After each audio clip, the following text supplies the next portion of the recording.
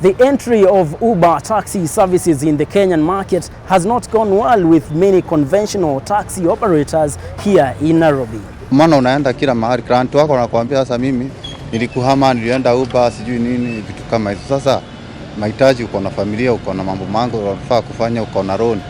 What do you have to do? In Kenya we are not yet ready for Uber because kama mzungu Paris ameshindwa, sisi hatujafika pale. So what is Uber and how exactly does it work? Uber is an American multinational company that uses technology as the driving model to conduct its business. All that you do is to download that Uber application in your smartphone, then you just search and get the nearest driver.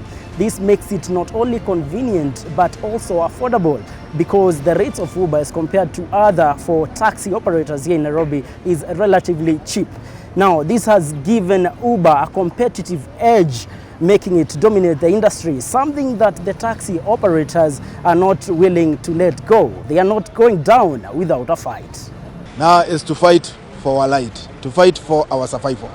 We can create our own. Kenya is creative. We have created M-Pesa, so many things. We can create our own.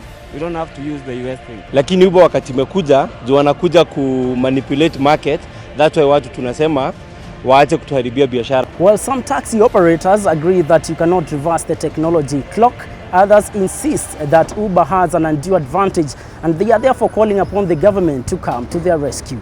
The government, through the CS for Transport, that is James Macharia, has insisted that they will equally do what they can to address the raised issues. But one thing which is very clear is that Kenya upholds free market principles. And at this point, taxi operators are also losing the public sympathy.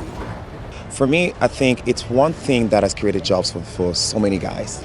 Like for example, if I'm a graduate from university and I've been waiting for a job for let's say 5 years, but I have a car or I can get a car, you know, this is something that I can get used of, you know, to make income to support my family and support myself as I wait for that employment to come. It's liberalized, but we need to be controlled. Not everybody who comes and gives his terms and conditions to us and forces them on us.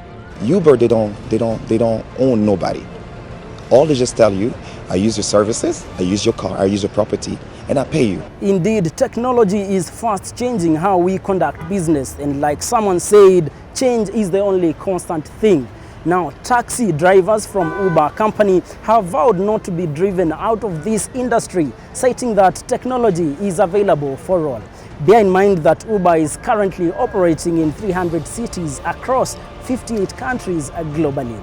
Begging the question, how possible is it to kick Uber out of Kenya, and who will have the last laugh? Be the judge.